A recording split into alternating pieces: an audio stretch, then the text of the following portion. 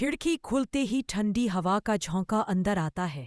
دھند میں ایک عورت کی دھندلی شکل بنتی ہے، سفید لباس، بال بکھرے، آنکھوں میں غصہ اور درد۔ وہ کپ کپاتی مگر سخت آواز میں بولتی ہے، علی، میں تمہیں نقصان نہیں پہنچاؤں گی، لیکن تم میری آخری امید ہو۔ علی حیران، تم کون ہو؟ عورت دھیرے دھیرے آگے آتی ہے، میں اس گھر کی پہلی مالکن تھی۔ میرے شوہر نے میرے ہی بھائی کے ساتھ مل کر مجھے مار ڈالا تاکہ جائیداد ہتھیا سکے۔ میری روح یہاں قید ہے جب تک ان کا خون زمین پر نہ گرے۔ علی کا دل دھڑکنے لگتا ہے، مگر عورت کی آنکھوں میں ایسا درد ہے کہ وہ پیچھے نہیں ہٹتا۔ مجھے کیا کرنا ہوگا؟ علی پوچھتا ہے۔ عورت سرگوشی کرتی ہے، کل رات وہ دونوں یہیں آئیں گے، انہیں اس کمرے میں لے آنا، باقی میں سنبھال لوں گی۔